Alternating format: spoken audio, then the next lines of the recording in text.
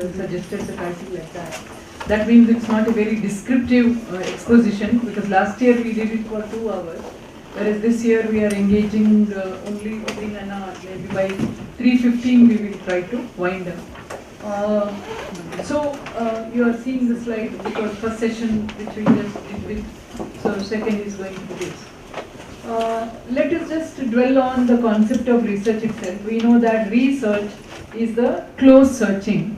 The search, the very word search comes from the Latin word circare, which is about circulating, circle, the going round and round and round. Sometimes PhD research or any research seems like that. Those who have been there will agree with me that research is that kind of not knowing where to go further.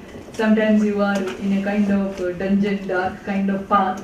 So you have to carve out your way, and sometimes you tend to lose your path also. You may deviate, you may engage in details which are unnecessary.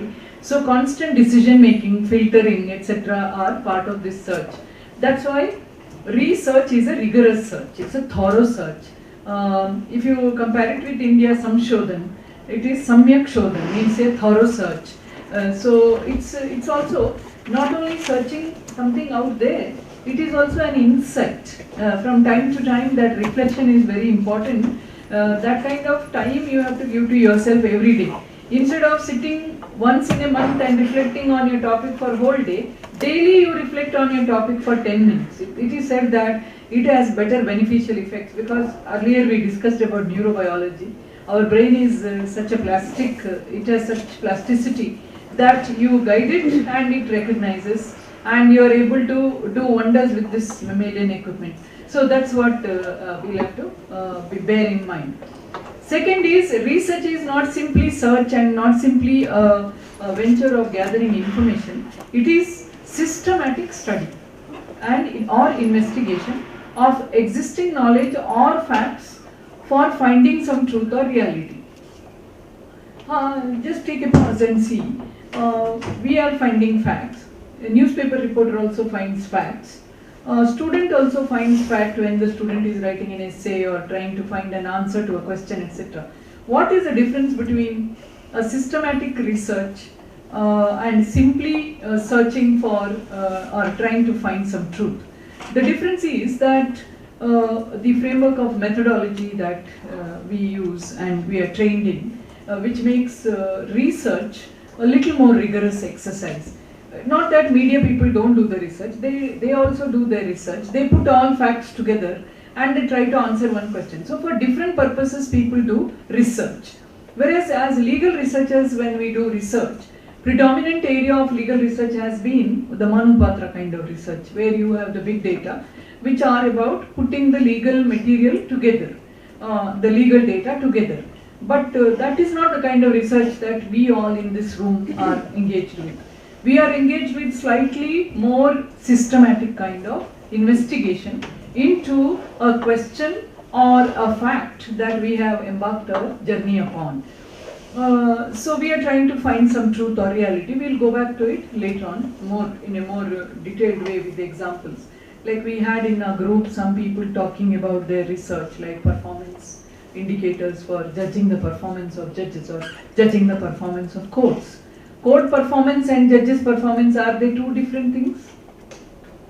Of course they are, because court is an organization, judge is an individual. Individual is part of the organization. That individual's work may have to do with some facets of the organization, but the one is not synonymous with the other. So this way, we engage in that thought process. We try to arrive at a clarity by constantly asking questions, by holding on to certain truths, by eliminating certain other truths. It is like, it is said the entire journey is like blind men or blind people trying to gauge the elephant, the so-called blind people trying to gauge the elephant. I think that kind of description is where even us, rest of us who are not physically blind could be mentally blind as well. Like in truth, it's a like elephant, it is a mammoth possibility. But from the perspective from where we are trying to reach this elephant of truth, we may be also making a mistake of mistaking the tail of the elephant to be the elephant. So in order to avoid such mistake, it's very important that we have a larger concept of elephant to emerge as a possibility in our mind. Means we should, one is that those who have touched the elephant earlier could guide us. Second is that those who have touched but they have left no records, then there is no use. You will be reinventing that journey. So such all possibilities exist when we do a research. Now, truth, when we were taught by Professor Bhatt and his teacher, who was my professor, he always said that ultimate truth is a big capital T, and all smaller truths are T, small t's of varied size, which will reach us to that. The ultimate truth is never there. It is elusive, because farther you go, truth still unveils itself. So, somewhere for the purpose of your degree, or for the purpose of your book, or for the purpose of your article, you only will have to create that framework. Sometimes framework is created by words, sometimes it is created by the number of samples that you may want to examine, sometimes it is created by the time frame during which you want to observe this phenomenon, or sometimes it may be a research which is regionally, geographically limited, sometimes a research which is thematically limited. So you yourself create that framework to make the research feasible, workable, right? Ma'am, I have one doubt. Yeah. Can I ask? Yeah, please. Does research mean research or research again? Number one. Number two, whether essay writing or maybe some kind of storytelling can be really considered as a research? Could be. See, research, the word research is because the search is a rigorous search. A search could be revisiting something. I'll give you an example. I had come across a health communication research in Ireland, which was about the patient experience with the medical treatment. There were 40 people who were interviewed to find out, it was a qualitative research, to find out how did they experience this doctor-patient interface. 20 years later, another researcher repeated the same methodology, same approach, but with a different set of patients. 20 years later, technology would have changed, diagnostic methods would have changed, doctor's qualification would have changed, affordability of the patients would have changed. So many factors have changed. So if you are calling it as repeat, then is it still a research? It is still a research because the framework is different. Second question, whether story can be a research. Telling a story in an innovative way is a kind of communication. But, or when you write it down, then it is a kind of literature. But research about the story can happen. Story in itself may not be a research, but story may have certain elements of discovery or innovation which may make that story to stand out. So your research will reveal. I'll give you an example. We had this famous dialogue once, the Three Little Pigs story. I read the Three Little Pigs story in Ireland. I used to read it out to my infant son at that time. Now the story was like this, that there were three little pigs. When they became of adolescent age, the mother packs some food and gives some money, and she says, now you are independent, go and live on your own. So the first pig goes and builds a house of straw. Second pig goes and builds a house of wood. Then the third pig builds a stronger house with bricks and all that. So the first pig gets galloped by a wolf. Then that wolf in the vicinity next raids the house of the second pig and finishes him also. The third one happily enjoys the fact that he had a stronger house and his vision was great, because the wolf could not enter that house. So the wolf tries to come down from the chimney, and this guy sets the wolf on fire and kills him. And he enjoys that supremacy. But 3 years later, when I came to India, I came across a Three Little Pig storybook. So I opened. In that story, the first pig, second pig and third pig build houses closer to each other. They plan to build first. Then they decide that, okay, according to my affordability, same thing. My one is a straw house, the other is wood house, the third guy with the brick house. Then the first guy comes to know that there is a wolf in the vicinity. He goes and informs the second one. Then the first and the second one decide let's not stay in those houses because they are too brittle. Wolf may finish us off. Why don't we go to our brother's house, which is a stronger house? So both the wolves finally go and land there, both the pigs, and the 3 pigs together finish off the wolf with the same technique of burning him through the chimney. Now what does this story indicate? A story which is originated in the West and a story which is originated in the East. Maybe the Western story itself, but in the East how it gets transformed. I mean, this doesn't talk about our propensity to create counterfeit, but our propensity to be innovative, our propensity to be culturally conducive. So, if American sells a material for $100, we'll create the same material for 100 rupees. That is our innovation. So, in story also, you can always discover elements and you can apply the methodology. If I were to be somebody who was understanding semiotics, I will see the symbolism of these houses, I will see the symbolism of the 3 pigs, I would also try to do the hermeneutic interpretation of the story in terms of cultural values, communitarian values, joint family, and independence as limited, self-limiting on independence for welfare, so many, you can see the political value, you can see the economic value. There are multiple interpretations which are possible to the same story, and the way in which the Western story affects the Western story incorporates those values. Like I used to take these discourses in children's camps and all, and we used to see wonderful responses from children. So this is where you see that even a story can be a subject of research. My question is compilation of data from different sources like internet, right? And then treating it as a research like most of the PhD thesis is. Yeah, compilation is not research. Mere compilation is not research unless you give a running link in the compilation, or you see for example, sometimes people get credit for edited volumes. But the role of the editor is quite tough, One is in appointing the authors or sending word to the authors, subsplitting the themes into different chapters, seeing that these themes are interwoven into a coherent idea, and writing that long editorial. So, it is like this compilation is put it into a framework or context, and the reader is guided on to appreciate the content. So, that is research. That is the original contribution that the editor makes. In addition to editing and giving sense, making sense out of all the materials which come, editor's job is the worst job.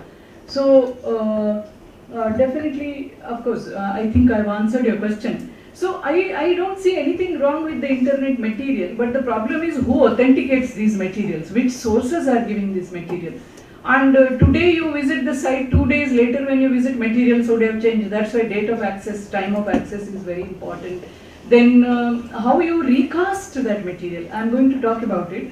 Martha Minow, the Harvard Dean, talks about 2 possibilities, restatement and recasting of the existing data in doctrinal research. We'll come to that once we establish the basics. So, what is legal research? How is, generally we talked about research, now legal research.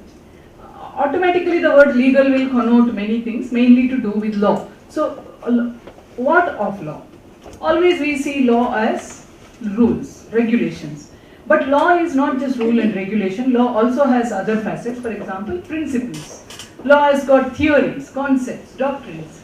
Law has got rules in the form of legislations, enactments, we have the subordinate legislation, supreme legislation. In addition to that, there are legal institutions, legal problems, cases, and questions or issues, or a combination of all of them. Now there are a few who are pursuing PhD in this group, so one of you can tell me about your topic, and you can tell me, is it only the rules, is it the principle, is it the concept, is it the theory, what is it? So any one of you who is pursuing PhD can.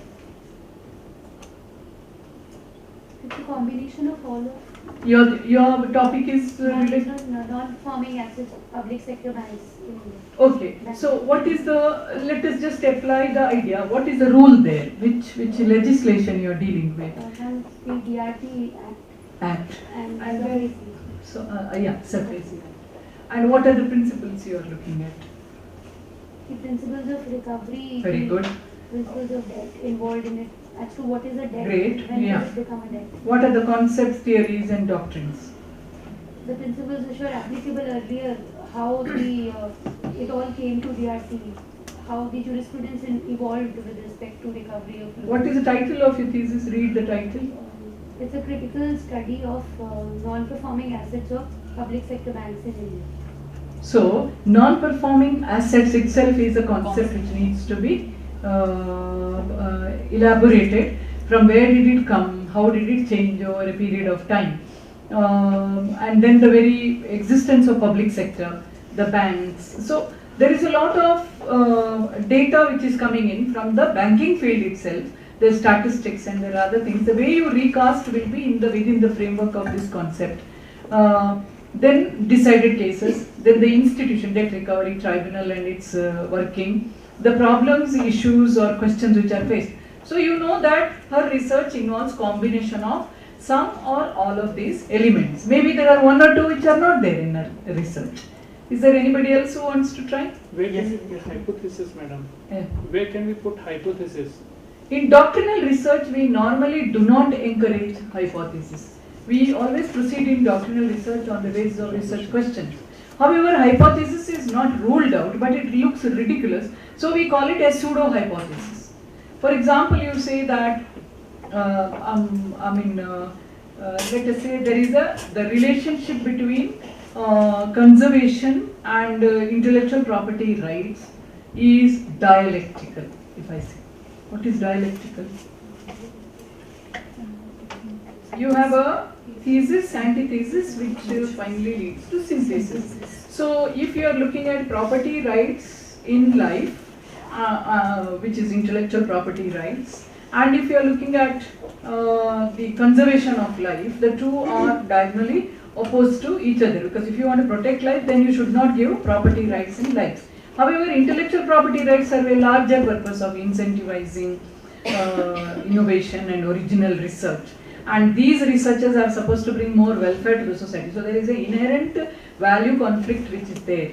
So if I were to synthesize an argument in support of intellectual property in life forms, then I have to resolve this dialectic between conservation and intellectual property, right? And I have to generate an argument. I have to show it with evidences or data. Okay. So I say the relationship between intellectual property rights and conservation of life is dialectical. This is my main hypothesis. I say pseudo because I am working with doctrinal data. I am not showing any variation or any causal or correlation between variables within that. There are no variables here, isn't it? The variables, the independent variable, dependent variable in a doctrinal research is very difficult to correlate. So what I am showing is a kind of relationship between these concepts. That's all I can do. So that is why we say a kind of pseudo-hypothesis. I would call it as a proposition. A hypothesis basically is a proposition. It's a statement with the generalizability, right?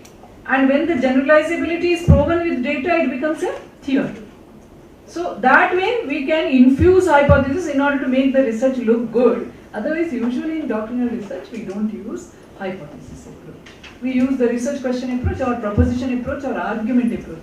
You pick out any article from Oxford Journal of Legal Studies or Harvard Law Review, look for a hypothesis, look for a research question, look for methodological proposition, nothing is there. Because doctrinal research, it is assumed need not have this. This I told you in the morning, this is the tradition which is handed over to us as a legacy. But in India, we are trying to bring it in. It is not only in India. I was reading a very interesting article by Terry Hutchinson, who is a lead figure on doctrinal research in recent years. She is a professor in Queen's University of Technology, Queensland University of Technology. She talks about how her 3 sample studies. One was with the law reform reports of Australia. Second was about second was on how a particular type of articles relating to criminal in a given journal was presented. And the third was PhD research. In all these, more than 30% of the cases were those where students somehow tried to bring in, or writers somehow tried to bring in some kind of social sciences method into legal research. So slowly the tendency to put legal research in a methodological format, borrowing or drawing on the theoretical research from social sciences is increasing, although not a big proportion. She says about 30% of that criminal law research that she was talking about in journals connected to some or other kind of social science method, but she also cautions most of the data that they drew their premises from were from the newspapers. Now this is the problem. When you are doing doctoral research, you are depending on library based research, secondary research, and we all know how newspapers write. Today they write something, more than 50% of the cases they apologize later on, because that time in the hurry, because you must understand the philosophy between researcher like us and newspaper reporter are diagonally opposite. The faster you get, it has a news value, and once the time passes, it becomes stale. It loses news value. So newsworthiness vis-a-vis truth search. So truth becomes a casualty. This is what we wrote. I mean, I was teaching media studies for some time. So there we were talking about how truth is a casualty, especially in political communication related to war. You know, embedded journalism and all these kinds of concepts. Anyway, that's out of context here. But I wanted to show how doctrinal research not insisting on methodology or feeling shy or stopping short of mentioning the methodology may have other ripple effects which may not be so welcome in a systematic research. For example, I insist when I guide students that you try to make your research, one of the quality parameters is comprehensiveness of data, recency of data, relevance of data, and then we have the other concept of profundity, originality, those other indicators of excellence you have to follow. So the purely library-based research may have all these kinds of impact. Then how do you do library-based research? Isn't court-based research a library-based research? Essentially, today you can have thousands of case laws taken from the court or taken from a particular news report or law report, but you can then put a time frame, just like how in sampling we say that in a stratified random sampling method we use from different strata 10 or 20 respondents, or if you are using probability sampling, then in the given universe those who are volunteering or those who are easily available will come to you and you will go to them and you will collect. So here we have these numbers, we have fixed the universe. Like that, even in doctrinal research you can have that logic, that of last 5 years only, last 10 years only. My data cutoff point is till February, whereas the author is writing, the researcher is writing the report in the month of June, so the data cutoff point has been this. So write all of this in your methodology section, so that your examiner or your reader is very clear of your limits and scope. Am I clear? Yeah. So you had some example, please. Yeah, my PhD topic is water pollution, judicial approach in India. Very good. Okay. So in that topic, ma'am, all elements of this is there. Like Rules are there, principles are Yeah, there, yeah, concepts yeah. are there. Yeah, exactly. It is one area. Water pollution has got legal control, but the treatment of water in legality has been of again salami approach. It's a fragmented Yeah. approach, because water as a resource is indivisible, but water's treatment has been divided treatment. Like its conservation has been, the conservation dimension of water has been treated differently compared to the pollution dimension. So if you are looking at only on pollution, it is such a fragmented approach in the law. I am not saying you are right in treating it. For example, today can you speak of water pollution without speaking of water tables? So water tables being polluted because of the surface activity, the activity on the land surface. So all these scientific dimensions we have to see. Water is one area in legal research which has got 6 disciplines coming in. This is what I realized when I was doing a small study. Like hydro engineering, electricity, then town planning, Then we had, what else we have? Environmental dimensions, forest laws. So multiple laws and multiple dimensions, multiple expertise have to be looked into. And in water pollution also, the approach of the law has been weak compared to approach of policy, and policy has not been known to people also, and there is no what we call justiciable right in that. So that's the limitation that we observed. But pollution versus conservation has been the major dividing factor in water laws. So it can come somewhere in your literature review. So that means that you are looking at, in water pollution we have plenty of decided cases, we have legal institutions, but water tribunal per se is something that needs to be looked into, and water as a human right, water as a fundamental right, unlike in South Africa and some of those jurisdictions, doesn't exist in India. So those are all the issues. Ma'am, Yeah. don't you think it is the nature of research that will dictate the requirement of hypothesis in case of doctrinal research, whether it is exploratory, explanatory, or maybe any other descriptive See, research? that is again, where do we talk about, I mean, in doctrinal research itself is a methodology. Within that, whether it is exploratory, whether it is, I mean, doctrinal approach can be distinguished in terms of descriptive, evaluative, futuristic. These prognostic, these are the three approaches. I don't think exploratory and doctrinal can go together unless you are using the combined method of research. Combining it with Whether the Supreme Court has deviated from its earlier stance before 1991, that is not exploratory because the past is already there. this is explanatory. Explanatory, yeah, Right. explanatory or descriptive. It has variables. So don't you think in that case hypothesis is required or not required?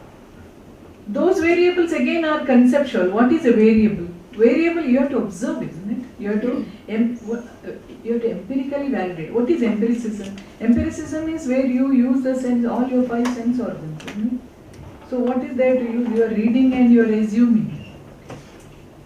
But you are creating that essential relationship, so it's a research. Now that is the distinction that some of the hard and fast scholars of doctrinal methodology make. That if you are using such methodology, then it is a social science methodology which is being read into doctrinal methodology. So we are not purists, we don't want to exclude humanities or social science approach, but because now within doctrinal approaches, these approaches have been hybridized. But essentially it's a social science method, the content analysis methodology. No in social science. Yes and no. Law is treated as part of social science in some academic approaches, but law is distinct by itself in majority of the approaches, which are law specific. That's why as I progress further, one of the arguments that I find very relevant and very convincing is that doctrinal methodology as a legal research approach is the methodology which requires sharp and rigorous training to understand and appreciate the anatomy of law. Like for example, the reason within the law, assumptions within the law, the argumentation within the law, and the logic within the law. For example, if you are trying to look at a legislation and analyzing that legislation, forget about impact assessment, that is a consequence of the legislation. If you are looking at the text of the legislation and you are analyzing the text of the legislation, what are you looking at in pure doctrinal research? Have you read any article in, not EPW, EPW is more of interdisciplinary journal, but Oxford Journal of Legal Studies, yeah, Harvard Journal or Cambridge Journal, how do they analyze? Sometimes I always feel that it is more of playing with words, what Dr. Bajpai was saying. You have certain opinion, you have certain description, and that you are advancing. This is what you feel. But if you read twice or thrice, you will realize that they are exposing the incoherence. They are exposing the logical fallacies which are inherent within that piece of legislation or within that judgment.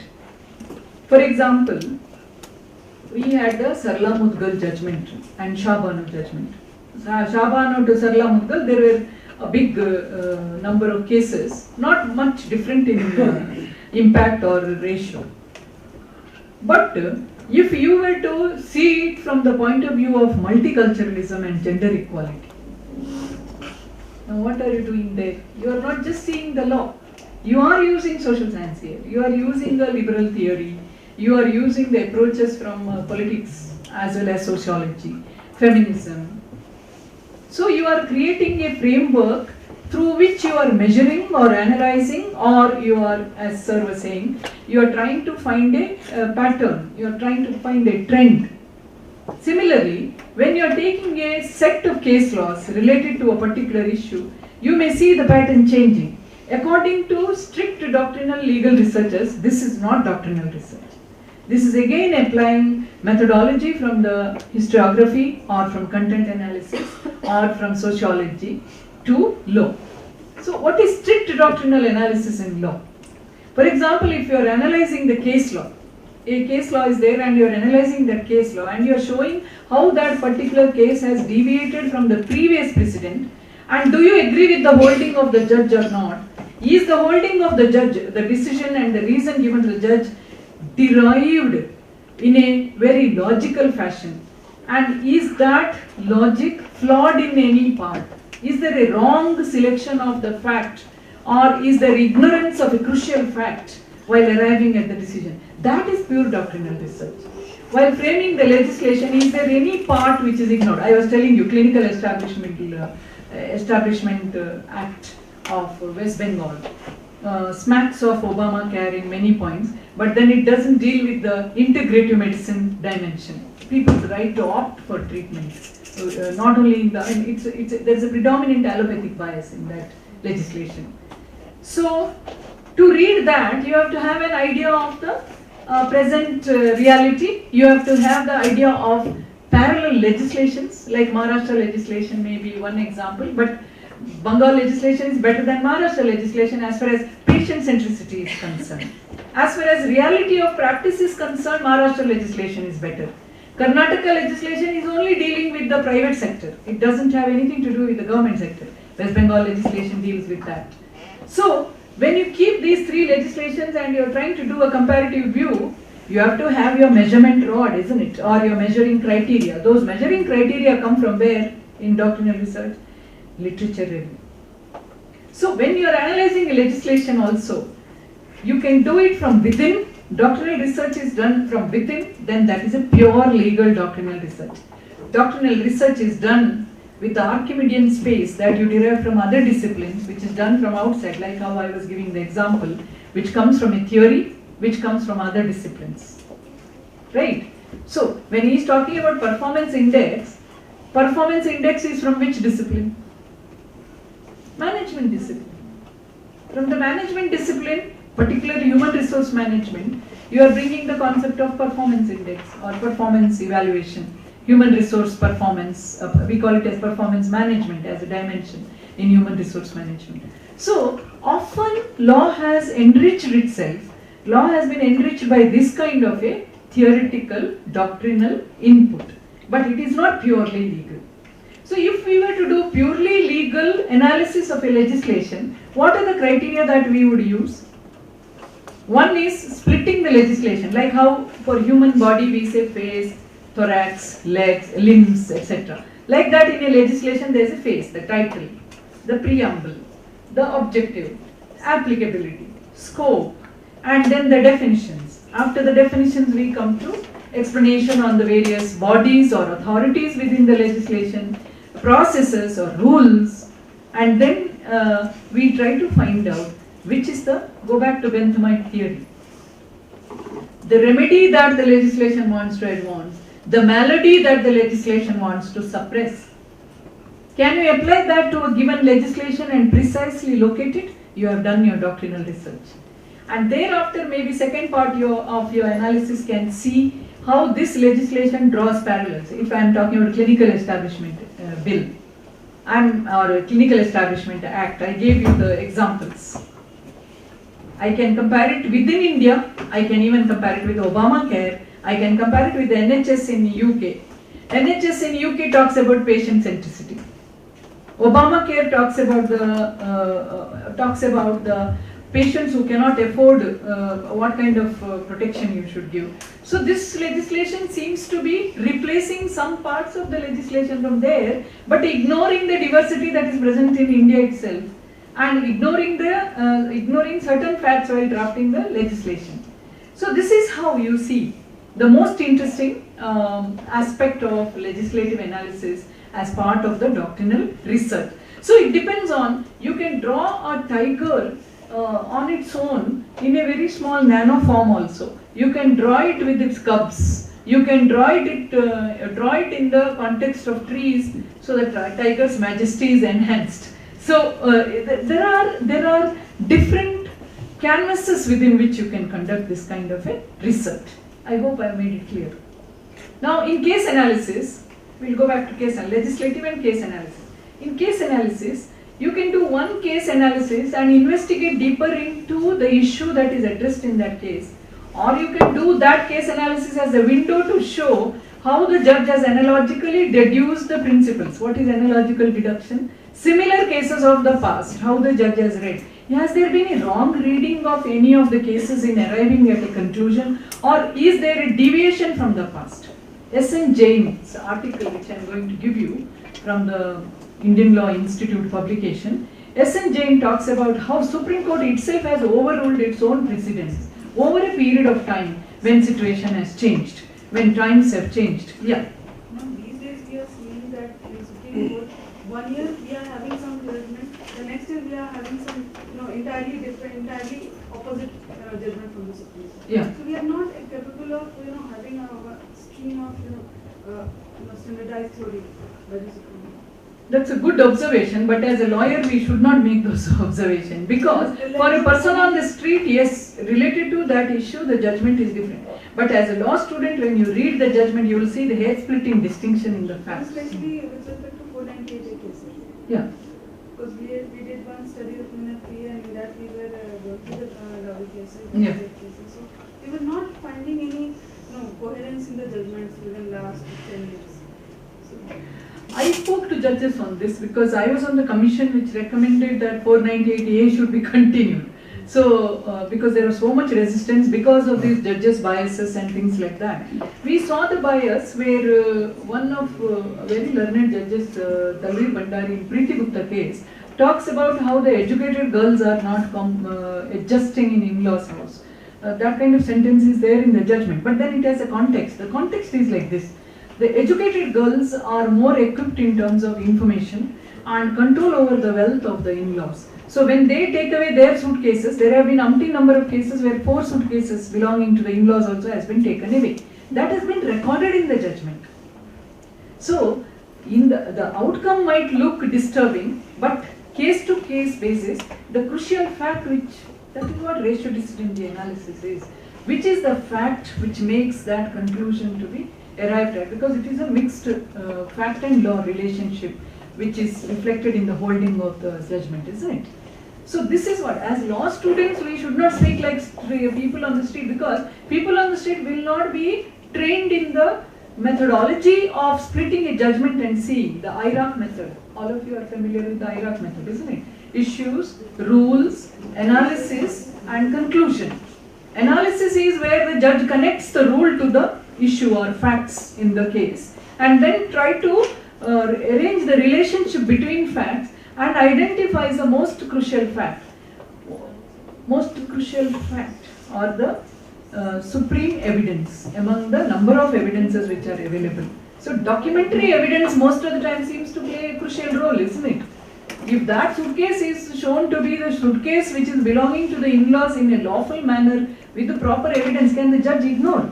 Now that is where our way of looking at things is much more autonomous and broad and more telling for the future, whereas judges' way of looking at things are fettered or limited by the evidences, by the demands of the parties and the claims of the parties and the comparative rights which are visible in the form of evidence.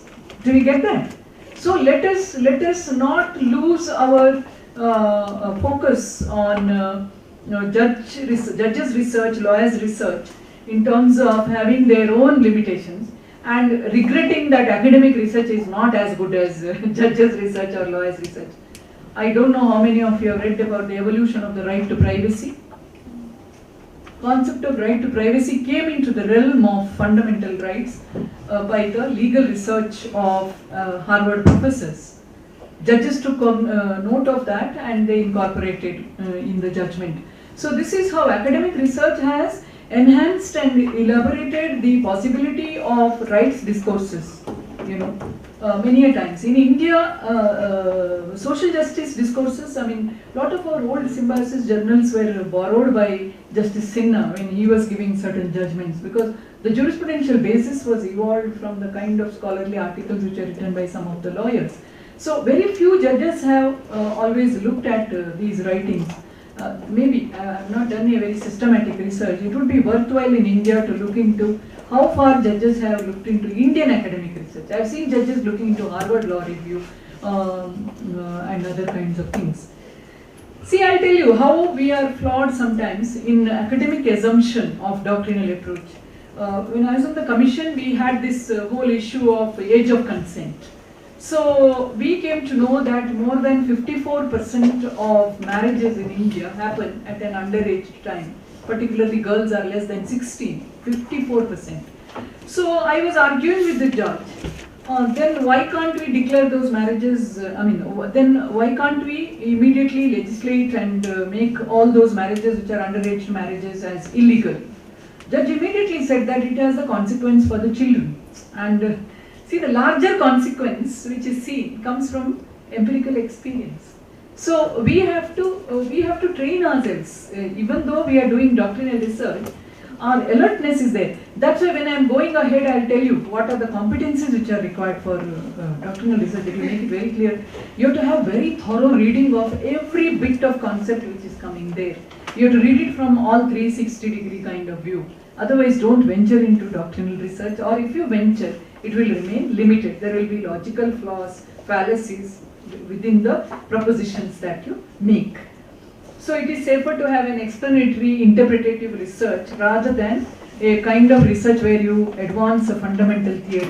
When you are trying to advance fundamental theory, these problems may come unless you have paid attention to all the details and facts. So purpose are also a wide variety of purposes for which we do the research. Ascertaining the nature of the law, specific situation, utility, adequacy, efficacy. Like for example, we may do doctrinal research in order to expose the protection of rights of children, situation of children. Like today I was telling you, neurobiology and juvenile delinquency interrelationship. Or neurobiology being used as an evidence to show how nervous shock, for example, if a person has incurred due to a tort occurrence, then in establishing the compensation, how far such medical evidence could be useful. Psychiatric treatment evidences have been used in establishing the harassment impact in case of workplace as well. I don't know how many of you you are aware of this. If somebody has undergone, the whole principle of harassment as a factor to be considered under the law came from Sweden, and in Sweden it evolved out of the collaboration between psychiatrists and lawyers. I don't know how many of you are aware of that. So from there the whole idea of workplace harassment evolved, and then sexual harassment of workplace at workplace was a combination of the two, gender equality and this equality dimension and this. Anyway, examine the law established by courts to determine the scope in situation, evaluate the approaches, applicable law, dynamic character of law. This could be also the focus. Composition of legal institution, its efficacy, its success, its failure. For example, there was one student of Delhi University who had done a research on Central Administrative Tribunal's approach, and he had seen how asystematic means lack of systems resulted in delays, and how the outcome was very predictable. There was not much of an impact because there were delays. So he was showing it with the data, but the data were not empirical data, like they were gleaned from the website of CAT. So this is purely doctrinal research where you sit in the library. The definition of doctrinal research is library-based research. But then there is this Christopher Langdell. How many of you know about his name? Who is this Langdell guy?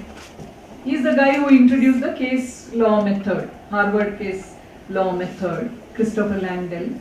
He says that for a law researcher, lab is the library. Library is the lab. Our lab is the library, he says. And he says that for a researcher in legal science, he doesn't call law as a discipline, he calls it as legal science. Why legal science? Because just like how physicist questions the assumptions or culls the theory out of physical phenomena, a lawyer culls doctrinal precepts or principles out of the phenomena of rules and behavior. So he never agreed that law is anything less of a science, and he never agreed with the idea that law has to fall back upon others' shoulders to derive a methodology. Such was the belief and puritanism with which they all approached law or legal research. Whereas today the situation has changed, I told you.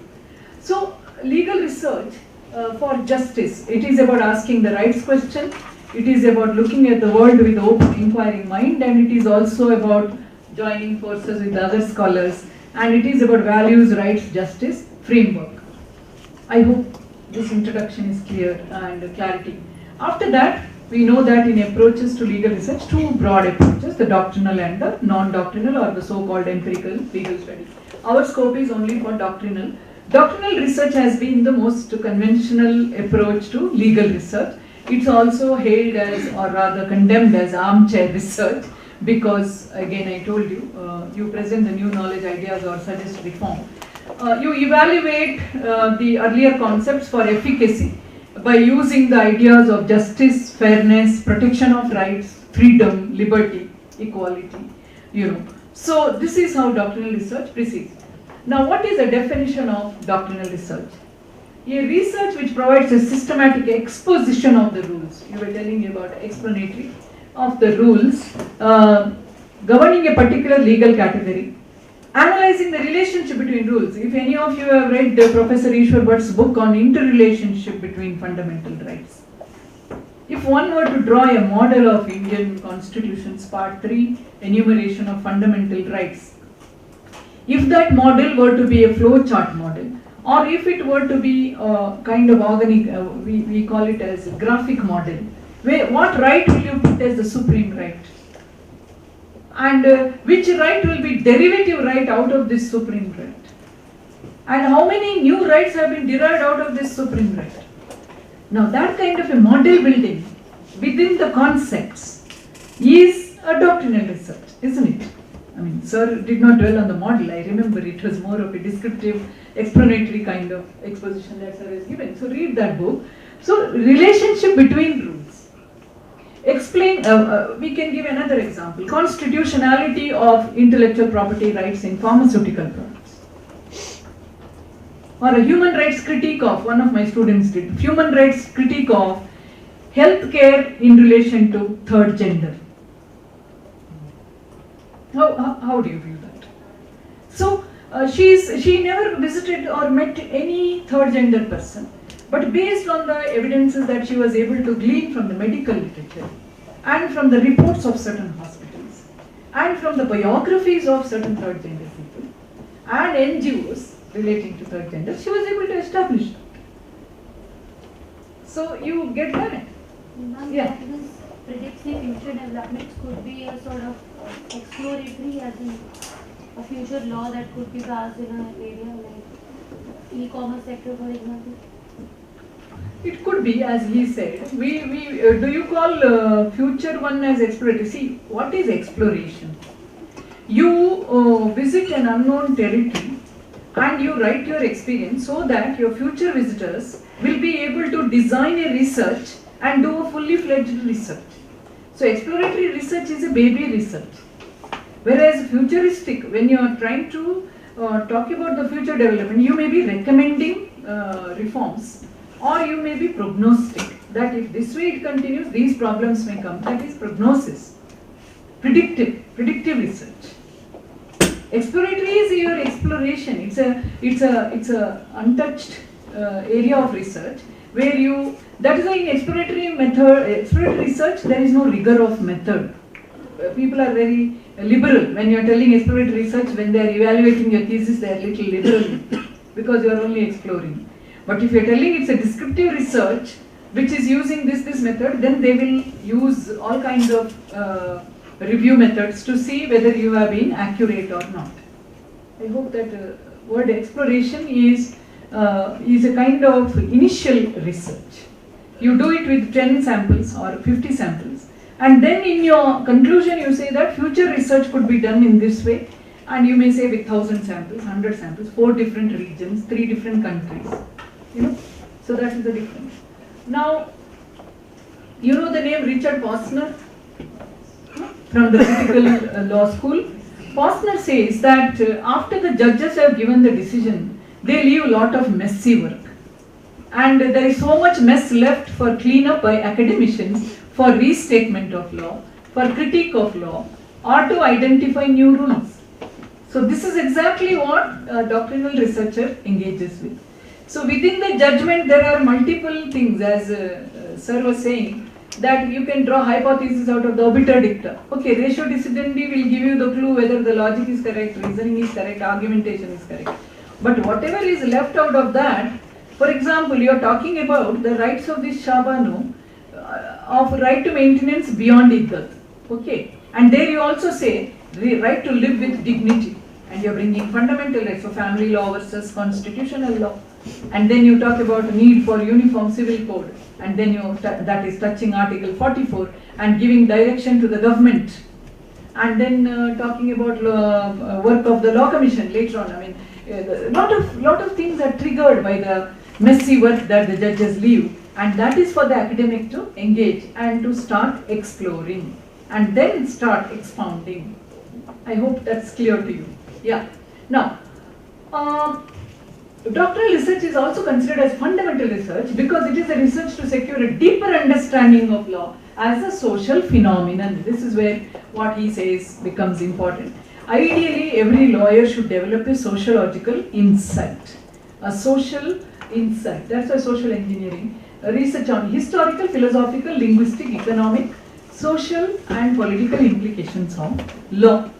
So Sir is going to talk about the philosophical approaches to doctrinal research. So that will make it very clear. The examples that we are going to take will give you further insights. So now comes our Landell. He talks about library as a lab of doctrinal research in legal science. He doesn't call it just law. So what is doctrinal research? It is to instruct a lesson or a precept. So doctrinal research is instructive research. It is talking about what is to be learned from this judgment, what is to be seen, what does it show, what does it convey. So that exploration is doctrinal research. It is in a legal science. Now, what is this legal science? Legal science is systematic and ordered exposition of legal doctrine out of the commentary of jurists. Okay, these jurists may be multiple in number. These jurists may be judges. Whether jurists are only judges? No, they may be judges, they may be expert commentators, they may be academics. So, those who are trained in law. Legal researcher takes one or series of legal propositions at the starting point and then researches. Now, legal doctrine. We said that legal doctrine is the essence of doctrinal research. That means it includes principles, doctrines, concepts, either for justifying it or to find the reasoning in a given legal text while analyzing the legal text or legal phenomenon. So you first do the legal literature review in the topic that you have chosen to find out what is done and what is not done. What is not done becomes the basis of your research objective, research question, and then you start identifying the methodology. Means what extent of data you have to gather, what is the kind of, you have to have, research design is not just one step or two step, you have to conceive the entire research at that stage. So what are those stages? You locate the decision, so you first locate the law. Okay, first step is to locate the decision. the legislation and secondary discussion about that, what other scholars have said, that also. And then you analyze those materials, primary sources of case and legislation. Now, analyzing the material is a trained expertise. I told you how to, what you call, cut open legal anatomy, we call it. How to cut open the case law, how to cut open the legislation. I gave you the example of the legislation. In case law also I gave you the example, IRAC analysis. So based on that, you cut it and you see which social reality, that is the issue, which rule and which argumentation has been coming in front of the judge. How did the judge analyze? Which facts were considered as crucial facts and how did the ratio get developed? How did the judge settle the dispute or conflict between the parties? So then you link it to the known body of law. For example, if it is a dispute which is resolved under IP, within that we go in depth. Is that IP relating to computers or is it relating to a living matter, gene for example, human gene, or is it related to plant material? And then you see how various legislations or earlier decisions have come in that line. Whether this decision is a deviation from that, how does it differ and why did it differ? Like 498A, series of cases. Why did it differ in certain cases? What new facts have been discovered? So is there a real misuse or is it only in certain cases that people have made use of this for their material advantage? So certain parameters and certain criteria you develop out of your reading and then you analyze the decision which is there and then formulate a conclusion and then write the entire report. So this is how doctrinal research proceeds. Yeah. How would you qualify the term primary sources of the case or case? Primary sources of case and legislation means entire text of the case. See, I may come upon summarized version of the case in a reporter. Instead of that, I'll go to the court's website. Or I will go to the authentic report where the full version of the case is given. These days if you read Manu Patra, a truncated version of the case is given. So primary sources of the case in this case means the authentic report. And in case of legislation also gazetted version of the legislation. Not just something which is hand-picked and written by other authors. The danger in the library is you may have hand-picked. See, India Qanun. Anybody has read India Qanun's materials? I always compare India Qanun with the other sources. There is a lot of discrepancy. That is why authentication is very important because you are exclusively depending on print material or material which is archived or material which is there in the database. So there you have to be extremely careful. That's why we say primary material. Okay, then we have the difference. This is Anurul Yakin's exposition where he talks about rational explanation, discussion, argument and opinion, obtaining, evaluating information on systematic basis. Systematic will mean chronological order, it will mean connected. So this is just as a clue to some of you who are new to research. We always draw something called a mind map. Do you know about mind mapping? Anybody who is trained in that? How do you draw a mind map? The linkages between different concepts, the materials related to that. So that kind of writing and thinking and splitting and creating relationships between various concepts and connected materials, at the end you do it for 2 to 3 days. Then the brain is able to ascertain the pattern between them and the sentences emerge and the connections become clear to you. Now this kind of a mind mapping can be circular or they can be flowchart kind of mind map. We call them as spider diagrams, just like how spider web is there, the web diagram, or you can use the linear diagram to connect the various links in the given concept. When you split open a case or when you split open a legislation and then you start reading secondary literature by other authors which have come just before that. Now there is a caution here, since you are depending exclusively on library, always also look at the quality of data that you use. The quality of data should come from very good journals or jurists who have already established as experts in that field. So try to validate that. Anything in the Google, anything in India today cannot pass off as source or data. Therefore in doctrinal research, it is not only the quality, it is not only the quantity and the accuracy of the data, but also the quality of data. One clue is Global Index to Legal Periodical Indexed Journal Data. I mean, right now we look at Westlaw, we look at Social Science Index or Scientific Index journals, etc. Thomson Reuters, these are some of the sources from which you have to pick the journals and you have to validate. Then only the world-class research thing. I mean, there is a little bit of racket there. No Thomson Reuters journal will accept your article unless you have cited some Thomson Reuters. So that is also a tactic that you have to use. Publication is a different aspect altogether. But then to see that your research is following the rigor of a good doctoral research, it's better you have this information in your availability. So in social legal research, that is where hypothesis concept is used, because it is a generalization which has to be verified by evidence and proof. It's considered as more scientific because science depends on empirical sense experience. It uncovers the truth, etc. So that is considered as original research compared to doctrinal research. But Langdale kind of people say that legal science itself is original and anything that is doctrinal only is original as far as law is concerned.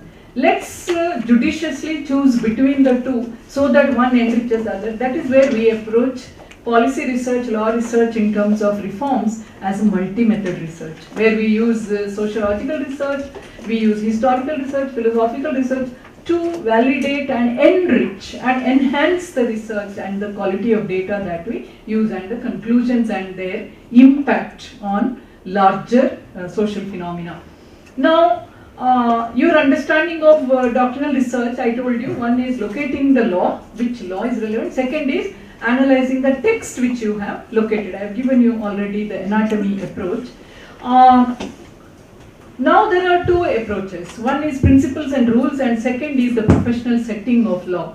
When we are looking at law, it's very important that we distinguish it from the social analysis or political analysis, because legal analysis is legal per se. It is an in-depth inward kind of journey. You have to know the logic of the law, how rules are. So it's constant forward and backward kind of journey. Forward where you apply your knowledge as a student of law in understanding, and while writing you have to apply it as if you are an expert.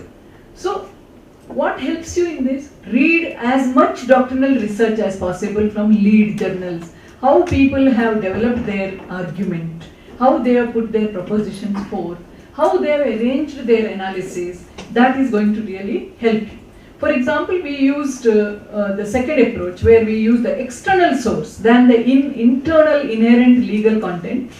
For example, we have two choices. I could have simply analyzed the Sarla Mudgal case. Instead of that, what I do, I analyze the case, but I top it up with the approach towards gender equality and multiculturalism.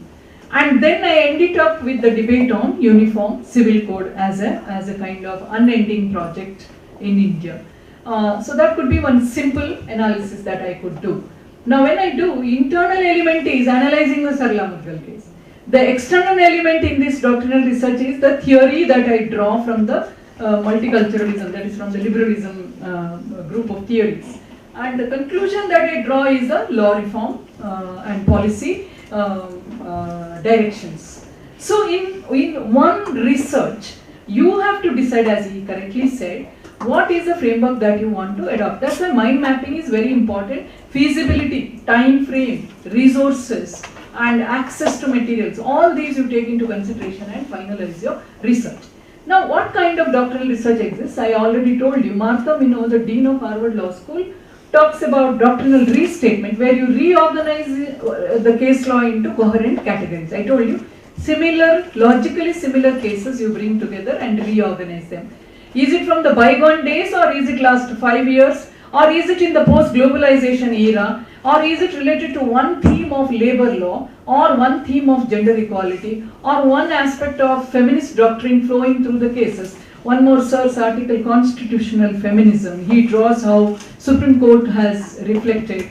Various Supreme Court cases he connects to the concept of gender equality and feminist theory, and he shows how in various cases Supreme Court has made use of this philosophy.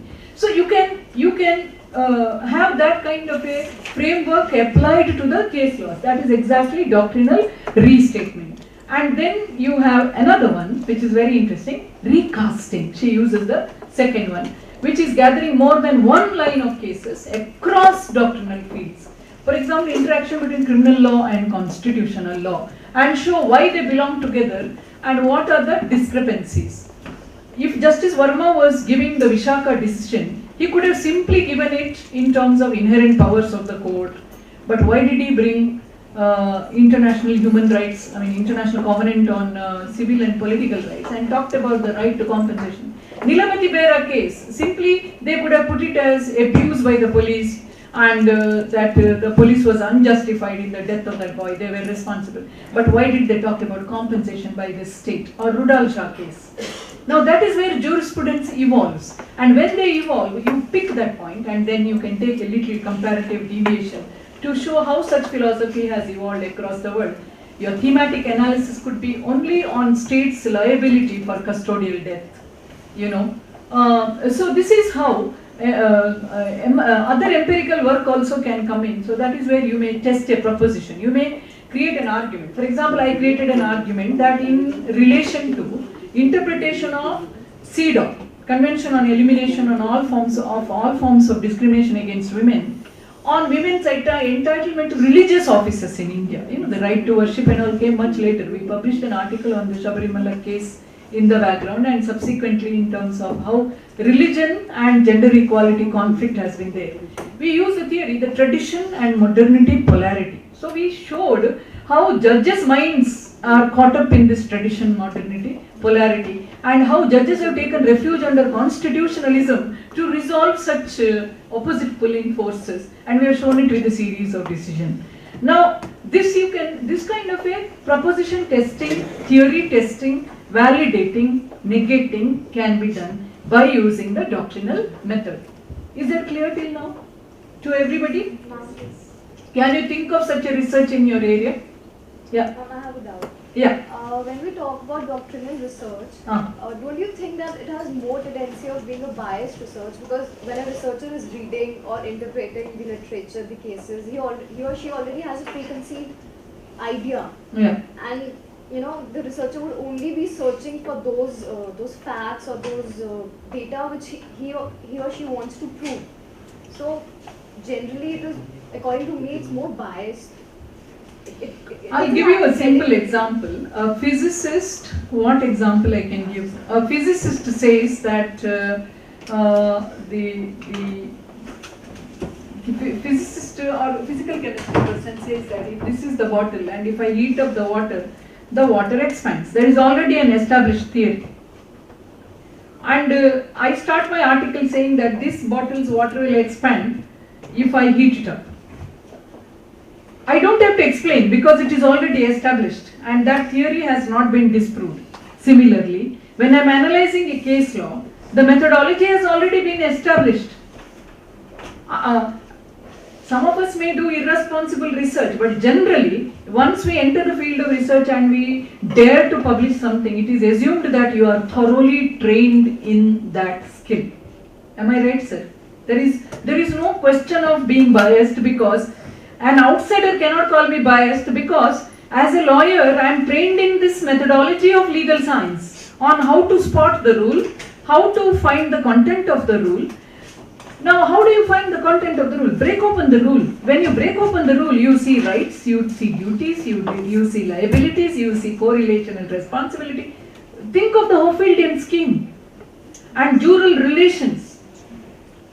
Now, is this something that a sociologist or a criminologist can say that I am doing biased? No, because my discipline has its own precepts. Just like how for a physicist heat and energy and volume are measurements, for me, rights, liabilities, duties are my vocabulary. Is that bias? No. Because that is why he says, Langdale says, it's a legal science. I wish Dr. Bajpai was here. Because doctrinal research, ideally, in its purest sense, is not a biased research. It is in fact the most difficult research, if you ask me. Because unless he had studied feminist philosophy for 2 or 3 years rigorously, by getting that clarity, he cannot simply apply that theory for the case laws. You know, I hope I made it clear to you. I don't mean to silence you, but I want you to appreciate that I cannot do the legal analysis unless I am trained in this. Unless I know what IRAC is, I cannot break down the case. A newspaper reporter will report the case. You just study. When a crucial decision is given by the Supreme Court, study how the Hindu writes, Express writes, Times writes. Multiple things. Not at all, the legality is not at all understood, impact is not at all understood, very populist way of writing. And today you give that text to anyone in this class, they'll be able to do a better job as a legalistic explanation. I hope I made it clear.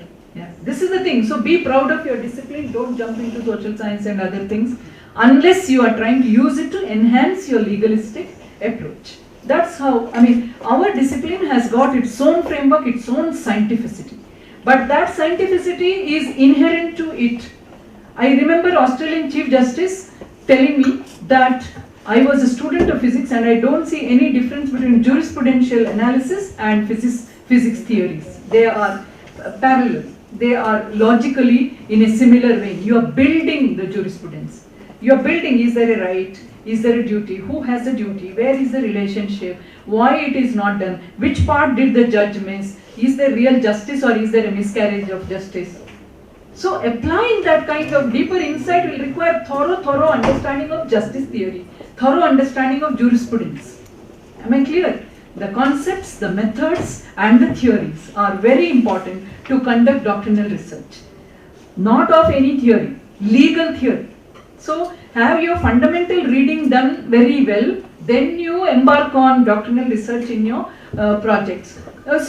Historical research, etc. you can conduct, critical projects also. The difference between doctrinal research and all these researches is that some of them answer some parts. Like critical research debunks and it shows how a terminology is biased. The historical research will show the history and the evidence which is used in a customary law or a principle. But doctrinal research looks into the legality of it. That's what is the difference. Similarly, in comparative law, in philosophy of law, a theory will fit the things together and they will explain. So, doctrinal research can be a combination of all these approaches.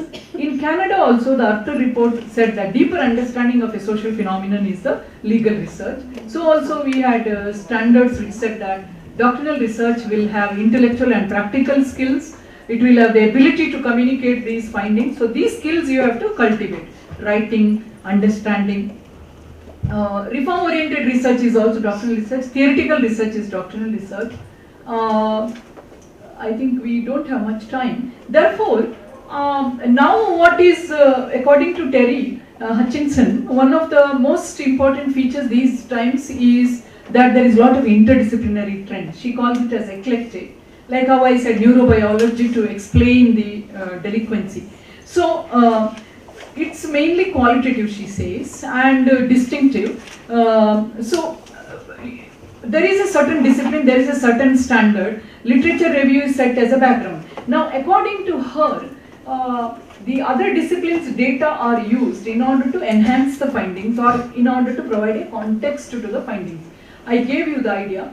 You have to explain third gender, you have to explain right to health, and you have to explain how third gender's right to health has been deprived because there are not enough medical protocols in order to ensure the safety of gender conversion surgery. So she was showing it in these kinds of reports where people underwent complications, some died, etc. Or some were going because of the shame involved in it to untrained providers who were advertising in newspapers. So that kind of risk and safety issue she was highlighting. Now that's where human right to life is under threat. So this is how you develop interdisciplinary framework. So this is my final statement. It needs a guiding principle or pseudo hypothesis. I gave you the dialectics example, polarity example. USS's legal hegemony in the competition law across the world or antitrust law, doctrinal assumption. Similarly, in stem cell research, we were showing how the methodology of preservation of the cells, etc., cryogenic, etc., are not in tandem with the international guidelines. Fragmentation to integration. For example, how international law is fragmented in terms of trade law being treated separately, trade and human rights conflicts not being addressed through single convention. So, with the globalization, how this fragmentation remains and integration needs to be achieved. That's one theoretical insight. Similarly, healthcare justice. We developed the concept of healthcare justice with the help of healthcare theories, justice theories, and we were showing how healthcare justice is affordability, accessibility, free healthcare, insurance availability, patient safety. So, developing these parameters, I told you earlier, developing these parameters and applying them to case laws or legislation. One article which was published recently, which I co-authored with my PhD student, was on the Jija Ghosh case. She was disembarked from the air travel, being considered as not fit to travel. It was a private airways. So, how hitherto the disability rights were considered as a charity, but how this has made it to evolve into disabled person being considered as a person with inherent rights, that not a person who should look forward to charity. So this is the argument we raised, and we showed how in that case the entire logic was forthcoming in the judgment. So debunking the law, debunking the judgment, cutting it open and showing it to conform to certain proposition or theory or an insight is the essence of doctrinal research. I hope in your individual research field by now you would have thought of some idea, you would have thought of how to research, and I wish you all the best in this endeavor. Thank you very much. If there is any doubt, you are welcome to ask. I think we are running short of time.